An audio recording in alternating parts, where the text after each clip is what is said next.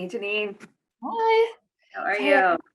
starting my computer would make it less sluggish, but it's still sluggish. I got I'm it cleaned. having a day like that with my computer too. I don't know why. I'm like, everything is sitting there spinning forever. Yes, and I'm like, oh my gosh, I can't record like this. So we'll see what happens. How are It's you? good. How are you? Good. Thanks for everything you do inside your Geo Mastermind one. Like I love this group. So I am You. a local agent, but you really have like this mastermind group of actually people that get it, Yeah, like are doing it. right. I'm Right. really hoping I get to talk to so many more of them because it's like, Yeah. those are like the stories, right? And you wrote a book. Yes. Yes. Thank you. Well, thank you for inviting me to be part of this. So cool. How long have you had your podcast? So I started my podcast 2020-ish. Okay. Oh, let me start a Facebook group and let me start a podcast and let me do all the things.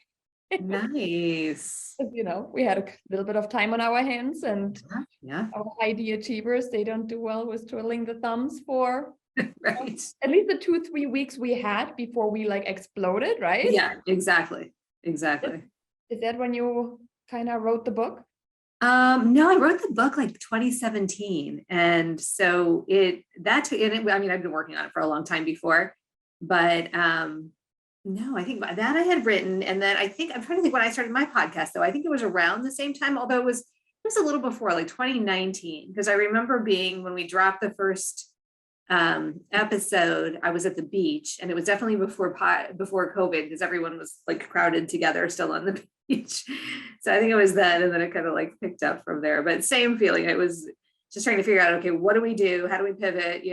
How do we dig in and touch base with everybody and reach out when we kind of felt confined and alone? Right. So no, I'm with you. So that's interesting. But my goal for 2023 is really to pivot more into the stories of others. Like Mm. I don't like to be the center point, but it kind of turned into this. Everybody's like, oh, it's so nice of you. And I'm like, I don't want to be the person that you look at and be like, what is she doing? Like, I want to bring you so many amazing people Yeah. that, do farming and that have other approaches, because I oftentimes have people like, oh, I'm very rural and I don't know if it was going to work for me. And I'm like, you know what? I really Mm. need to start talking to people. Was like, I had somebody that does like vertical farming, like in a high rise and stuff. Yes. Super cool. So it's in Yes. the city, but it's like farming works in so many ways. And I'm like, those are cool stories. Like I even love listening to them. Yeah. Yeah. Tell me I about you. What's your background? What are you kind of concentrating other than what I kind of know from your profile?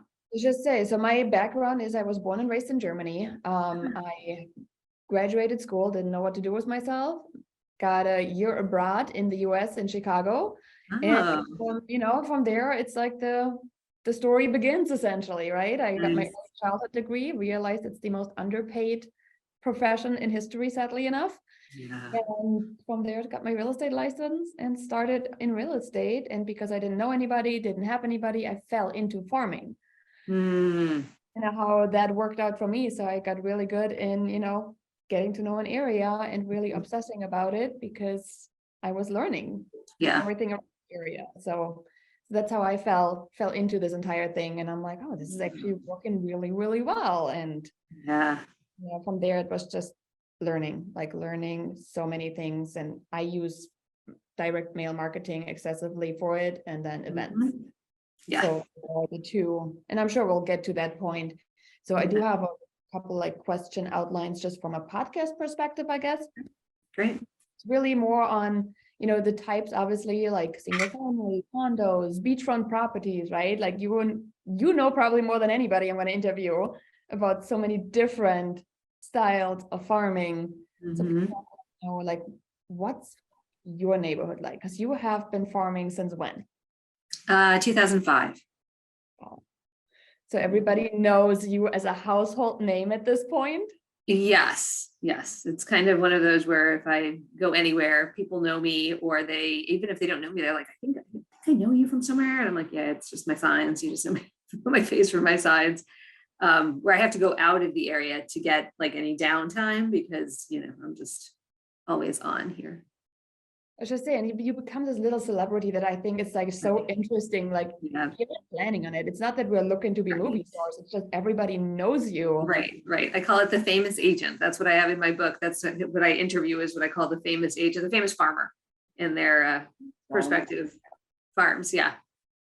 That's awesome. So a story that somebody recognized you lately. Tell me one. Oh my gosh. I was at Starbucks the other day and I haven't gone into a Starbucks in a long time. And a little kid ran up to me and I have an ad on a bus stop right now in the like main drag of our community. And the little kid was like, "Are you the lady on the bus stop?" I was like, "Yes." And the mom's like, "Come over here." I'm like, "It's fine." Like she thought he was bugging me or something. And it's just so funny. Like when kids see you. And my 14-year-old is mortified that everyone knows who I am and that, my signs are on the bus stop. So it's pretty funny. Oh, that is funny. It's like, super mom. It's like, yeah, I see your mom everywhere. That's awesome. So when you started farming in 2005, was it like on purpose where you went out and said, I'm going to go and give it a try? Or was it more like accidental for you? It was pretty purposeful. I had my eye on the neighborhood that I farm in and live in since before I moved into the neighborhood. And I knew it was a place I wanted to live. I didn't know that I could ever really afford it. So the early 2000 market hit. We were able to sell the house we were in for way more than we ever expected and buy the house that we have been in since in this neighborhood.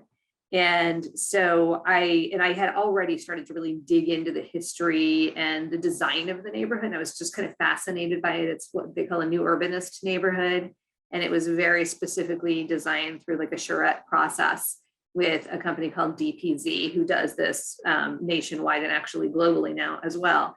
And I thought it was just a brilliant set of design principles that the neighborhood was based upon. And I knew that people who lived here felt a sense of belonging and had made a choice to live a certain lifestyle within this community, and that I would automatically kind of feel bonded. And it was a combination of, I genuinely love it here and love the people here and love the lifestyle here. And also I saw it as a way that I could both give to the community and benefit the community and also benefit from the business possibilities within the community.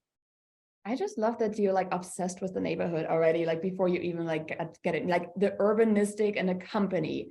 Like what did you see happening there that really intrigued you? Because I think people who might not necessarily like you want to live there, but they see what it is that might potentially attract, people to it, maybe they can use it. So what attracted you to this? Yeah, well, I think the first thing, so my parents actually lived in the neighborhood before I did. And at the time, my husband and I only had a dog, and we would bring the dog and walk the community. And it was just so pretty. And people would say hi to you. And we're in like one of the suburbs of DC. And like Chicago, it's an area where people are moving quickly. They're fast paced. They're not really like looking you in the eye and talking to you, sometimes nearer to DC. And that's why I went to school in DC. So I was used to that mentality. And I moved here and I'm like, oh, how charming that people speak to you, And even in my old neighborhood before I moved here, it wasn't like this. So I came here and suddenly people are speaking, they're saying hello, they want to know your dog's name, they want to know who you are. And I'm like, oh, this feels different. And I saw people, running, jogging, playing tennis and doing all of these things that I thought, and our little community center was so beautiful with the pool and everything. I was like, one day if I can have that. So we'd walk around, go visit my parents, have dinner, sit out on their deck, and then go back home to our old house. So I started to read about what had brought the Cantlins into being and the charrette process, which I knew nothing about at the time. And, some of the things I noticed walking around with the dog was you look up like an alleyway or you look up a sidewalk and I thought, oh, it's so pretty. And you feel like it's unplanned. So DPZ, the community planners, they call them accidental sightlines. They're not accidental at all. They're all it's like a Disney kind of mentality where, everything is planned specifically, even the way that it's landscaped and planted to bloom at certain times, the way your eye hits it, the sun hits it, it was all thought out. So that what feels accidental is all very planned, but not in a manipulative way, and like a delightful way to make it feel good to live in the community and with an eye on keeping the values intact in the community. And that was the other thing that, well, there were two things I knew. One was a community that was planned that well and had the standards in place to withstand the changes in economies and the market, all of that, and was funded the right way to keep the original plan in place and managed the right way, was going to withstand the test of time. The other really brilliant thing that they did here, which was the diversity of housing types. So we've got everything from, you know, apartment style condos to multi-million-dollar single family homes on lakes. And often people move up and down within the community. So they'll move from a starter home to a bigger home to a bigger home, and then back down as they age into, you know, a condo or an apartment because they don't want to leave the community because they've built that many ties. And then that's the other big piece of the equation, is the socialization that happens in a community like this. And that was what I noticed with people talking to each other, gathering on our green spaces, our lawns. We're on 0 lot line lots. So we have tiny, tiny little lots. I shouldn't say tiny, tiny, relative to the rest of the country. They're not large. But the whole neighborhood becomes your backyard. And again, that was all planned and on purpose. So it kind of forced gathering and socialization in public spaces. So you get to know your neighbors. Got it. So Those things were the attractions. Right. Well, there's just a lot in there. So your community really like planned like Disney, right? I mean, my first question is too, like, I'm assuming there's some type of association fee that keeps certain things obviously the way they are. So you have an association because, you know, the biggest we get is like, well, there's an association. I don't know if I can farm. And obviously you are farming in an area that has an association. Do you ever encounter any obstacles or, you know, how to first approach an association? Because that can be that's a good question. Yeah, so yes, we do have an association. One of the things that they do well is to keep our fees reasonable. I think we get a lot for what we pay. And I've had, the only real obstacles I've ever had are in, so there's an association and then there's a management company employed by the association who does things like walks the community periodically and gives people a violation notice if there's something that violates the architectural standards of the community. Doesn't feel real good to get a violation notice. Feels really bad when you get a violation notice when you're selling your house and you think you have everything, you know, all the boxes checked, and all of a sudden you're being told that your fence is fading or there's something you didn't know about before that comes to light. So one of the things that I did very early on, and this wasn't really even intentional, this just was organic. I know the people really well and always have on the association, and just kind of like, you know, I just chat with them in the neighborhood. Some of them had kids my kids' age, and I was always really involved in things in the community. Right now, I'm the vice chair of the Kentlands Community Foundation, which is our altruistic, like giving branch of the Kentlands. So I'm not on the HOA. And one of the things that I recommend if you're going to farm, don't politicize yourself by being part of the HOA if you can help it. If there's a non-political role you can take, that's good. Befriend the HOA, help the HOA out. But there will be a time if you're on the HOA that you are not going to be liked. So you're going to polarize people if you run for an office like that. So for me, the foundation gave me a way to give back and volunteer, and I do a lot of other things too, but in a leadership role that was non-political. But back to the HOA piece, you know, got to the point where if people would, you know, come to the HOA with a question or an objection, or the leadership was thinking about making a change, they'd come to me to ask me how that change might affect the ability to sell homes. Because here's the other piece that we have is what we call a TIC fund, which is the title holder's initial contribution fund. It's money that's collected every time a property changes hands in the community. And even if you move from house to house, you're paying into that TIC fund again. And a lot of communities have instituted something similar. They call it different things, but it's basically a big reserve fund from which money can be borrowed or used toward initiatives within the community. It can also hedge against increases in the HOA dues.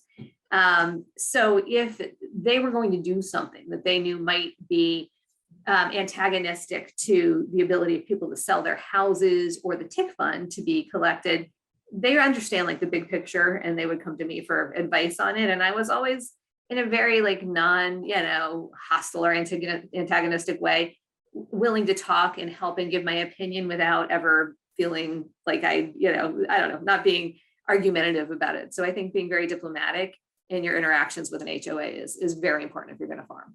They're also ones who can tell you what's coming down the pike for the community, which is super important. So the heads up, are you free to share, or do you hold back as like protected information? Because I know that's always like one of the things where people seek us out as community experts, because we know what is happening before it happens, right?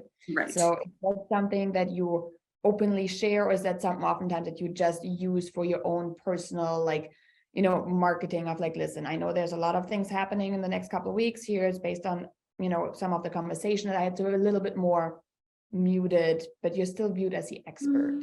I mean, I'm pretty transparent. If I'm ever asked to hold anything confidential, of course I will. But, if someone comes to me and asks me, do you know about this happening or that happening? As long as it's not, I'm carrying information or gossiping that, in a way that doesn't feel ethical, there's no reason not to be transparent if things are being shared with me. And that's kind of a nice thing too. Sometimes people just ask me about like, do you know what the new leaf pickup plan is for this year? And if I know, I'll tell them. And that's just it's just a resource you give to people. Absolutely. So you said you had a community with a wide variety, from condos to multi-million-dollar homes, which many times a farm, I mean, what's the size of your farm? Because that now sounds already like, obviously there is a decent size, like land that you're covering. How many homes are you looking at? Yeah. So my initial farm was 1,600. That's Kentlands alone. And then one of my goals after I started to experience some success in farming Kentlands was to branch out into the Lakelands, which is our adjoining community. So it's separated by like half the street, Inspiration Lane. One side is the Kentlands, the other side is the Lakelands. And it is almost a blurred line, but only kind of. There are people who definitely want to live in Kentlands and people who definitely want to live in Lakelands. We have two separate HOAs, two separate recreation centers, but we share a downtown area and we share schools. So I knew that there would be people looking in both, but at first I had a hard time getting my foot in the door in the Lakelands. I think because I lived in Kentlands and I was so steeped in Kentlands everything. So that was a kind of a goal that I had. So I added about twice that, about another 1,100 on when I ventured into Lakelands. So right now we're at about 2,700 homes that in my initial farm. Yeah, we farm multiple areas now, but that's my personal farm is that farm. That's awesome. So with a farm this large, I guess let's start on your first one, because I love the expansion part of it. But with your first one, what was your initial start? It's always like, what do I send out first? And many times people are always like, hello neighbor. I personally hate this one. And, not sure what your take is on that one. But yeah. Well, I would say if your initial thought is to send something out, you're probably needing to adjust your mindset to begin with. I thought of my farm very much like I thought of the traction that I gained from my very first listing, which I got from cold calling in my basement when I first got my real estate license. So when I got that listing, and like nobody told me how to do this, I just was like, this is what I think you're supposed to do.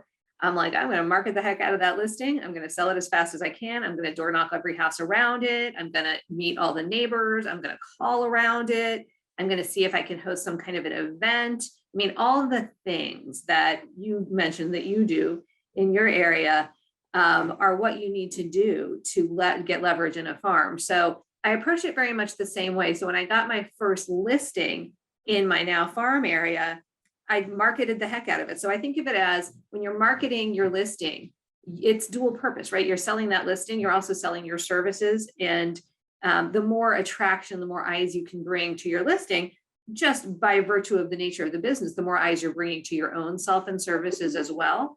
So I held that house open as often as I could. I was probably one of the first agents that I know of that did multi-day open houses, what they now refer to as a mega open house, with a neighbor open house before and a wine and cheese in the evenings. One of the things I used to do also was when school was getting out, I do come have popsicles outside, kids, parents come tour the house, because I knew that a third of our buyers come from right here in the neighborhood, and that sometimes just by virtue of coming in the house, the buyer would fall in love with the house that, in the same neighborhood they lived in. And they had those 5 minutes to pop in and walk through as they were walking the kids home from school, and the kids were occupied with a popsicle. So, doing all of the things to get, as I call it, belly to belly with the people is the first thing to do. All of the stuff, the passive marketing, as I call it, sending out your postcards, doing your newspaper ads, doing your videos that we do now, that comes after. Like, that's just another layer on it. But getting in the trenches with the people, that's how you really market and get leverage in a farm. It's a nice way to start it, because so many people are like Facebook ads and beautiful mailers, and it all works. We all know everything works. Cold calling from a basement, that works clearly. But it's just one of those things where people are always like looking for that easy way, and that I think belly to belly is like the best way I've ever heard somebody describe it, of like, you need to put in some of that work. You need to be a real person. People can, touch, pinch, and feel like they can really have a conversation with, because it's so, we don't have that anymore. So it's, especially right now, people love it. People, right. It's really coming back. I mean, door knocking now, my agents on my team are having so much luck door knocking. I think people have been so starved for face-to-face interaction that suddenly they're like just psychologically so much more open to it than they were before COVID ever happened. I think the other thing is being really like out there and visible in your farm. And this is the other little trick I always give people. So this was when I had my first farm area listing. I had a little kid at the time, and one who was in, I think, preschool or kindergarten. And I would walk that child to school in my business clothes, not like high heels, but I would look like I was ready to go on an appointment. Sometimes I was, sometimes I wasn't, but I wanted people to perceive me as a professional, not as the mom who had just come from the gym or going back to do whatever in the house. And people would be like, man, you're always working, you're always busy. And I was like, yeah, I am. And I was, whether I was really going to an appointment or not. I just wanted that to be the perception people had of me. The professional perception, I think, is something that's really, for real farming, like, to work extra well. So I have, I talk to people who have success with farming through PTA, the friendship farming kind of thing, which is great. But again, friendship farming, you only have so many hours in a day to meet people, to be friends with people, right? To comment on people things. So really, to get into a farm on a cold lead gen market, you're looking to be that perceived professional that people can, confine in and tell them, maybe I don't want to share that information with a friend that I go to the PTA with, but I will hire this professional for the professional standards. Yeah, that's a good point too. You're right. Because there are people who won't work with people they perceive as their friends for exactly the reason you said. Yeah. So friends, like I said, friendship farming and, full on cold farming. But I think that's great advice on your first farm, of belly to belly, get in the trenches, and then layer on the marketing afterwards, because that's your market share is growing. Yep. Then you also said expansion. For you, the expansion was across the street. And how did that start? You said you struggled at first. So I do want to hear about the struggle. I did. So this could have been like a self-limiting belief on my part, but at that point, my kids were still little, so still in elementary school. And the middle school is physically located in the expansion farm. So I was like, well, I just don't know people there, and every time I would see a listing come up, I'd look to see who the owner was. And if I didn't know the owner, I'm like, well, that's on me. I haven't gotten a chance to be in front of that owner for whatever reason. I haven't door knocked. I'm not on a committee volunteering with them. I don't know them as a parent, whatever. So then I thought, how can I get in the door? Like, I knew once I could get in the door, I would convert, because I'm good at that piece of it. So how am I getting in the door? And so I realized I needed to differentiate myself to get in the door. So again, long before people were doing this, I came up with a tiered commission model where I offered 3 different options. And so that was one way that people looked at it, and it was different from it. This was something I was sending. This was a postcard, but I always followed up my postcards with a phone call and or a door knock, so that I could, get another layer of communication and say, hey, did you get that? Did you understand it? Belly to belly. Belly to belly, right. Do you have real estate needs I can help you with right now?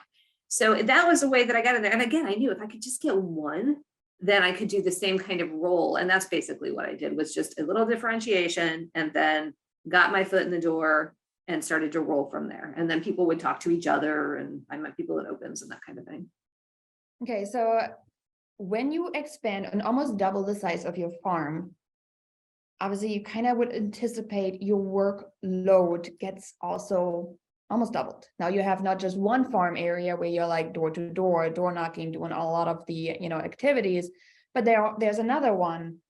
And how did you handle the influx on the time schedule, especially since there was somebody in elementary school? So it wasn't like, oh, you know what, you'll be home all day by yourself, because you had to be home or you had somebody home with them.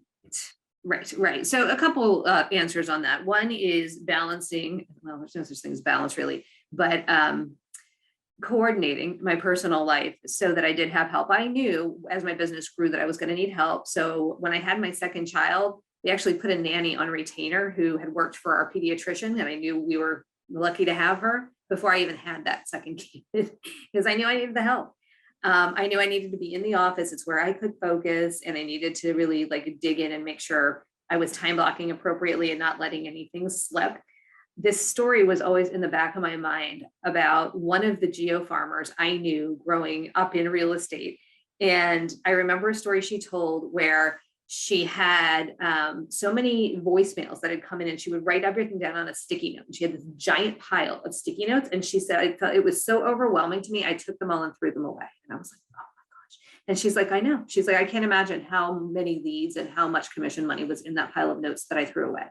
And so that was her learning the hard way. She had to get an assistant. So having that tale in my mind, that cautionary tale, made me realize I needed to have that piece lined up pretty quickly. And I had read Millionaire Real Estate Agent, which is a great guidebook for those who haven't read it, of building a team and the right ways to do it. So have that assistant lined up, ready to come on, so that the leads could be responded to. And this is, when smartphones were like Blackberries, was this era.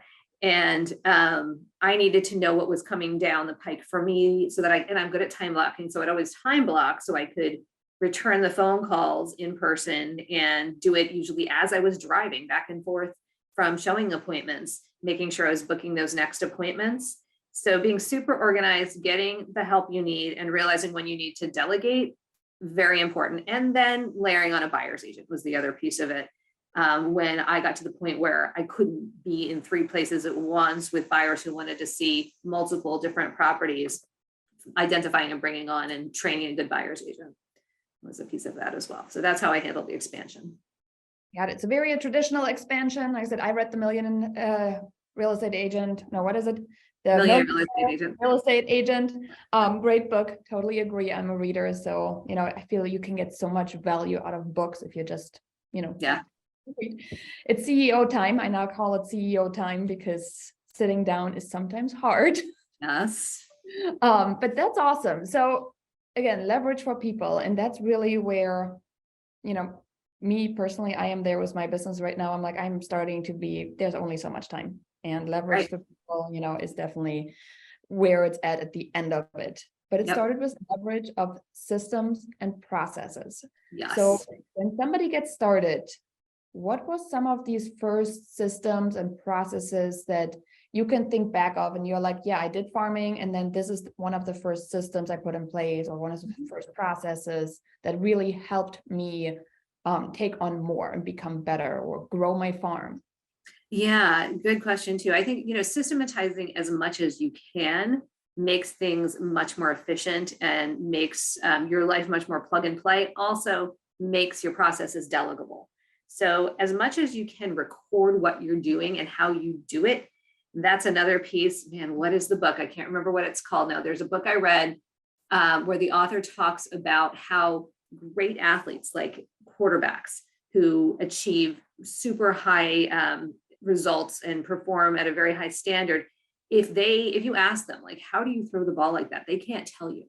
But if someone else watches them, they can write down, well, they cocked their arm back this far, they held the ball at this angle, they threw it this velocity, right? So you can repeat it. So one of the things my assistant did was to watch and record what I was doing, which also helped me to figure out what I could delegate. So she would, for like a week, she watched and recorded every single thing that I did. I mean, in my work hours. And then I could see going back, what were the things I needed? Like, what was I not taking enough time on? What was I taking too much time on? And what did I not need to be doing anymore? What could I pay someone less than I was getting paid per hour to do?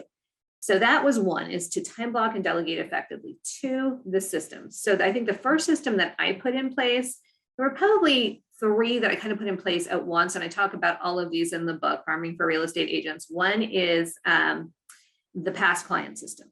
So relying on your past clients and your building sphere as you go is hugely important. Asking them or reminding them to refer to you and to ask who they know who might have a need for real estate, and to time block to call those people. I can't tell you how many times I've been calling through my past client list and they're like, oh, so weird. We were just talking about buying, or we were just talking about selling. And I'm like, yes, so weird. So glad I called you, because hopefully you were going to call me, right?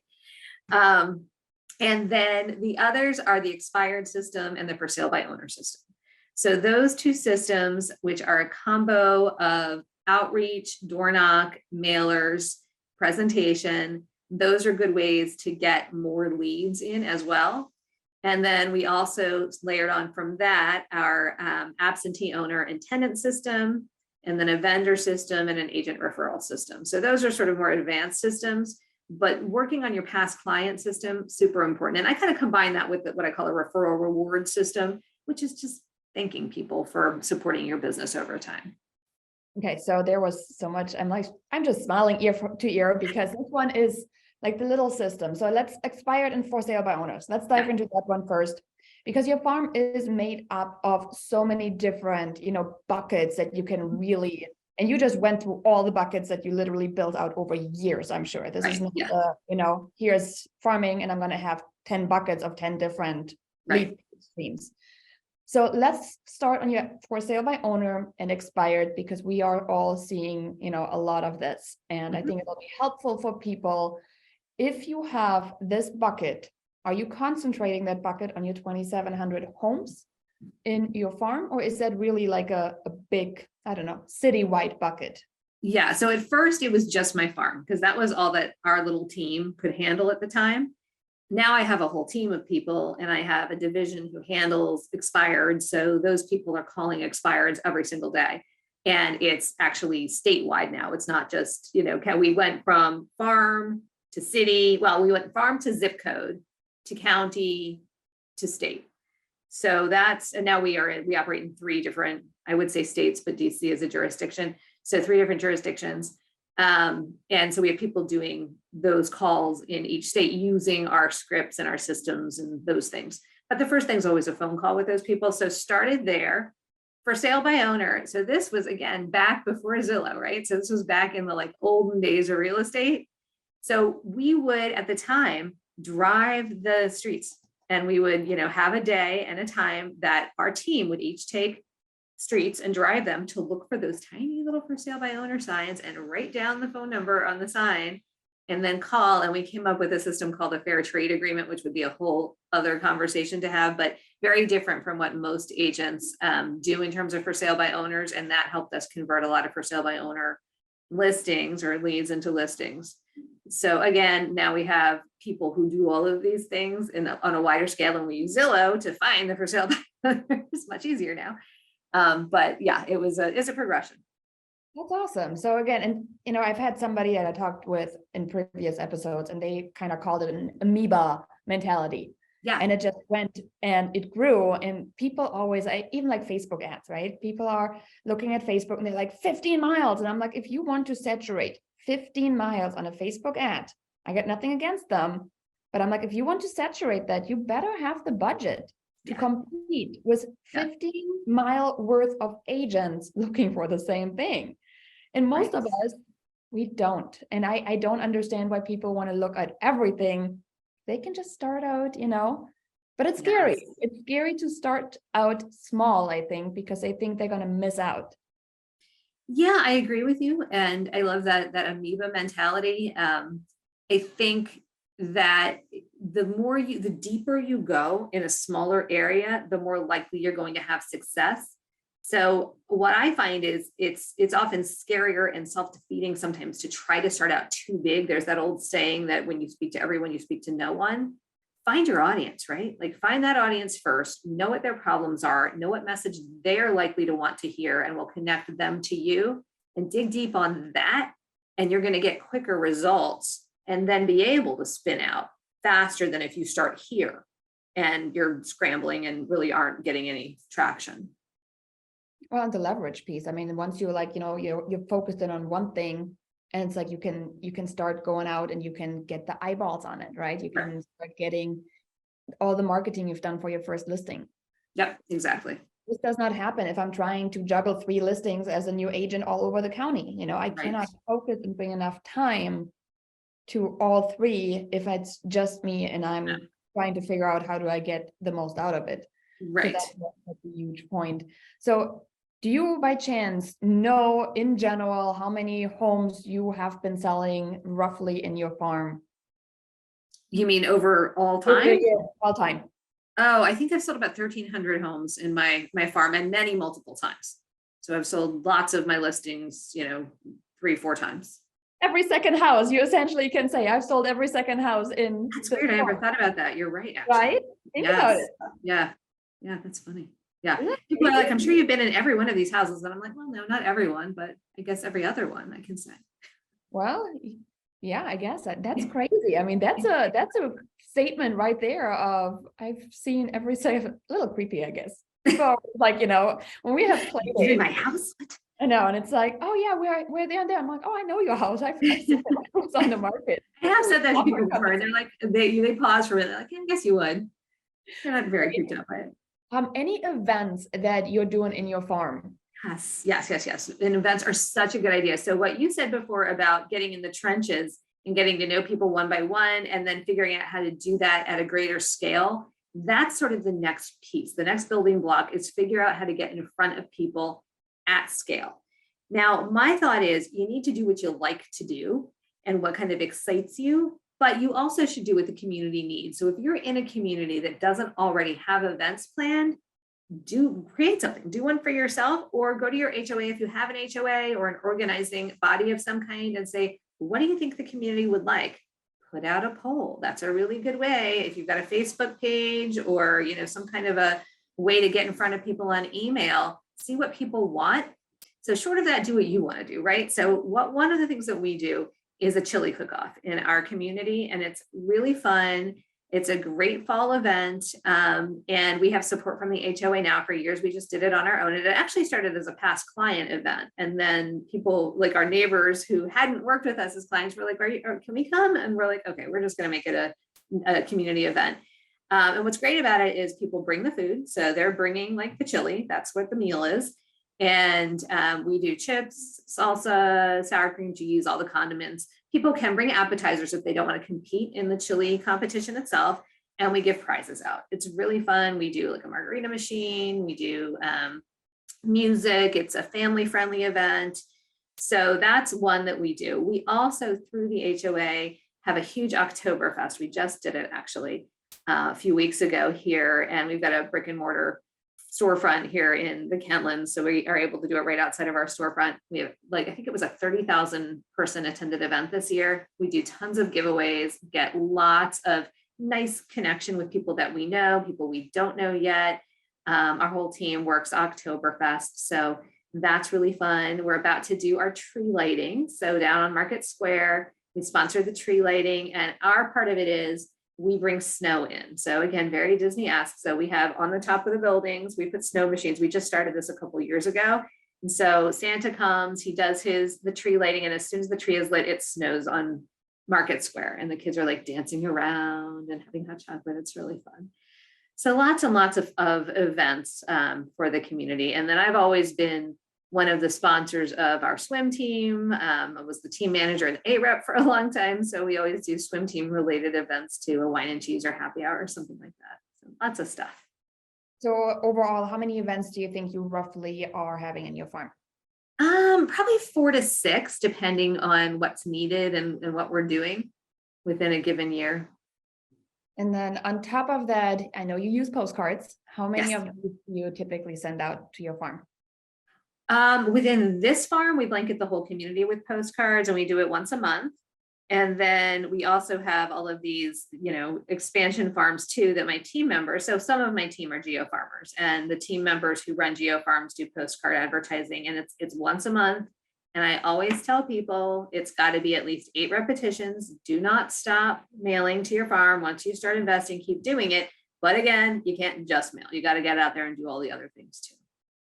Right. It's a combination of everything, right? No glitzy, shiny thing is going to get it all done. This was awesome. I think there was so much value that I personally got out of it, because I always love to learn something. So there's, definitely something I learned from it. Again, events, postcards, belly to belly, right? All the good things on there. Any last thoughts of somebody thinking like, oh, I wish I could do farming for next year's business?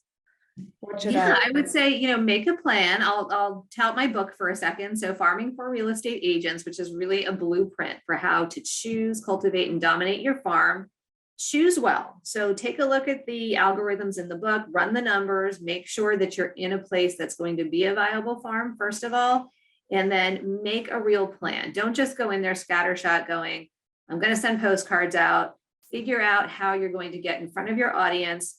Identify who your audience is, what their pain points are, the problems you can solve for them, how you can be a resource, and how you're going to work the different angles to be visible and be of service to your farm first. And I would say that's the other piece, if I wrap it up with anything, is come to this with a sense of serving the community first. Community first, success follows. Absolutely. And I'm going to just pull up real quick if somebody is watching this as a video later on, but your book is available on Amazon. Yeah. If people Amazon, it's on Audible, and you can get it on your e-reader through Kindle as well. Perfect. So there you have a great book recommendation. And if you are an agent, put it under the tree yourself, Farming for Real Estate Agent by Meredith Fogle. So this was amazing. I hope everybody got a ton of value out of it. If you know somebody that is a geo farmer and you've always wanted to know their deepest secrets, make sure that you are referring them over to the Hyperlocal Agent podcast. I want to talk to them. I want to bring all the secrets to you so you can go out and be an amazing geo farmer and build your pipeline, build your dream business, and have fun doing it. Because through this entire interview, you heard nothing but smiles from both of us who are geo farming, because we love our farms, we love our businesses. We don't wake up in the morning dreading to make yet another phone call. We feel very connected. Would you agree? Yes, it's what you just said. It's like, I'm so excited to get on the phone and call people every single day, because I do. I love. And that's the best thing about this business. When you love what you do, you never work a day in your life. And that's how I feel. Amen to that. So thanks everybody for tuning in, and we'll talk to you in the next episode.